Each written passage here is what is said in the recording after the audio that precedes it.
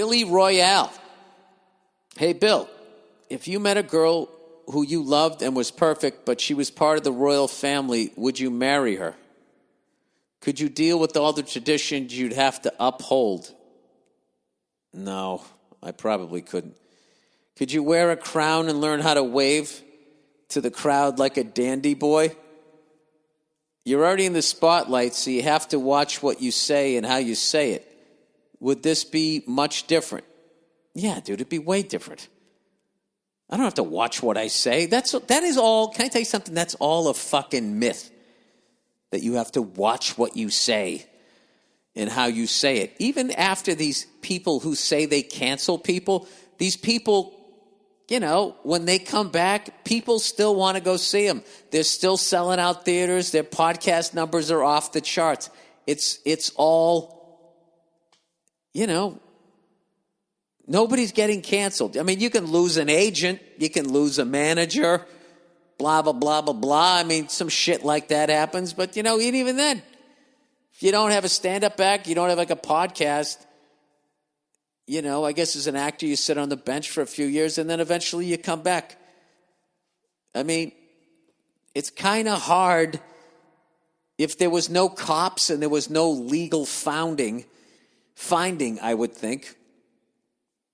And then just the way people are going about this shit. Where I saw this guy was getting in trouble, you know, a couple weeks ago, and this person was tweeting, "Come on, guys, let's get it going," and said, "Hey, if you want to, just DM me your stories anonymously." It's like, so I could just DM you a story?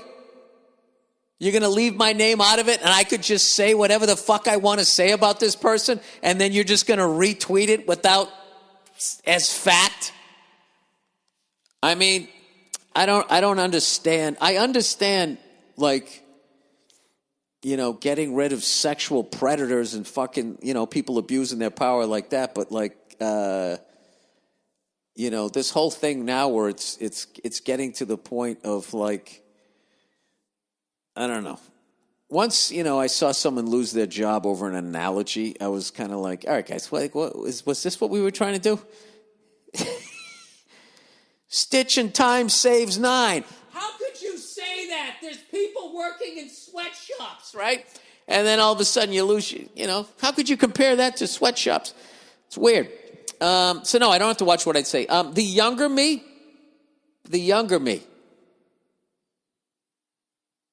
would have done that. But eventually, the real me would have come out and it wouldn't have lasted. The younger me would have done all the things you just said, short of marrying her, because I think my friends would have teased me so much and I'd have such a need to be liked that I would probably break it off. But when the younger me, I wouldn't have done any of that. I don't know how to do this. A long time ago, I can't tell this story. Let's just say I was in a situation, I was dating somebody, and it was really one of my first serious girlfriends, and the shit that I put up with, and this isn't on them. It was just me not having any boundaries. I very easily would have just stood there as they dressed me up like some fucking guy who's in the military but isn't and has some big dumb hat, and then I would sit there, you know, waving my hand, and it's moving like a weather vane. I probably would have done that. But if you're talking about now, past the age of 28, you could have got me up to about the age 27. I'm not going to lie to you. I could have fell for that. But after that, I would have been like, no, I want to make my own mark in the world. I have my own dreams here. I don't want to just fucking, you know, sit around the castle and eat quail with white gloves on every night. You know what I mean? I mean, how long could you sit in that castle and you're watching a game and you can't be like, oh, what the fuck? It's fucking I could read his whole fucking last name, you fucking crooked cunts, right? I couldn't do that. Or maybe you can. I don't know. And then you know what? The whole time you're in there, you're not going to feel like you want it. You're not going to feel totally respected. The old broad there, the oldest one, she knows she's just going to be blowing you off the whole time. Like, well, you don't have royal blood. You know? You downloaded their album. But they wouldn't respect you. And at some point, you're just going to be sitting there thinking, what makes this pruned up old fucking twat better than me? Because she was born into this shit? She didn't fight for this.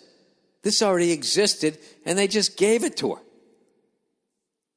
The fuck is she giving? I had a fucking paper route since the 3rd grade, you know? This is when you're drinking some fucking 60-year-old cognac. Not cognac. Is it cognac? Yeah, whatever the fuck that shit is.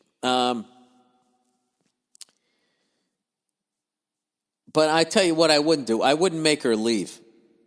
I wouldn't do that. First of all, she wouldn't. Women like stuff too much.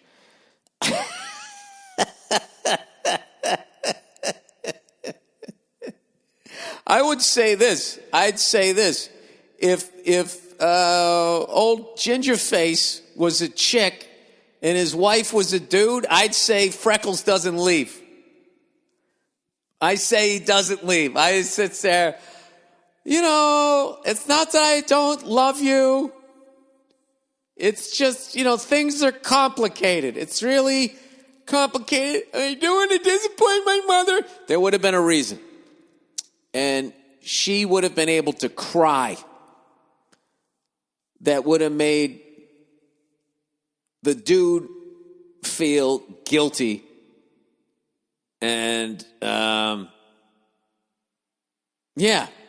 make her feel guilty. And then at one point, the redheaded chick would be like, well, I know, and I hate the way they treat you, but I just got to say, if you really loved me.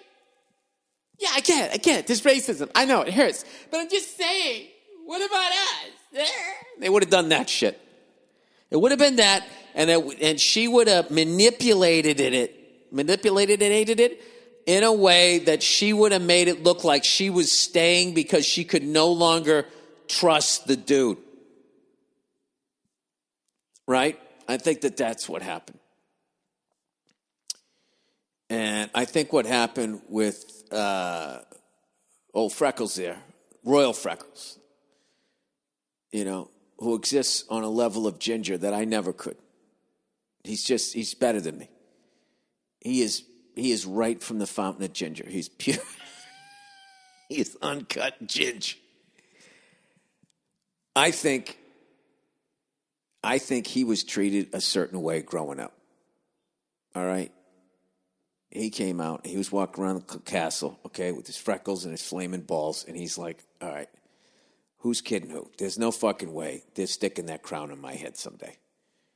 First of all, that one guy's never going to die. He finally just fucking died, right? And then I got to wait for the other guy who's never going to die.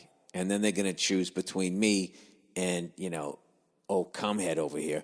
But, you know, he lost all his hair, but he'd know that was happening. But that's why I think he sort of rebelled.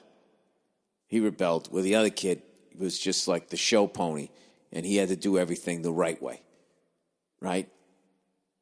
So he stuck around. And then, you know, I don't know, the ginger kid, he downloaded a little bit of Tone Loc. You know, he's trying to have an edge. He's trying to be the streetwise ginger in the fucking White Palace. And, you know, it's just like he just veered off a little bit. And now he's in Santa Barbara. And that's how it happens. It's very easy. It's very easy when you don't feel loved.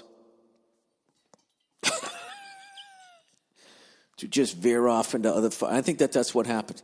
He didn't feel... You know, he was Jan, and his older brother was Marsha, and he fucking knew it.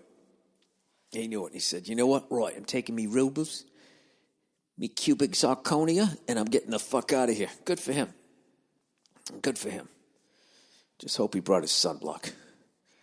I mean, he went all the fuck in. That dude left.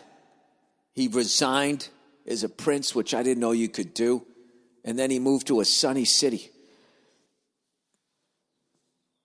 and married a woman of color. Wait a minute. Dare I say he's ripping me off? This kid's doing every fucking thing that I did, except I didn't live in a palace. I lived in a duplex there for a little while. Living in a duplex is a great fucking thing, you know? Everybody knows exactly how happy everybody's marriage is in that fucking relationship, in that little duplex thing. But I kind of liked it.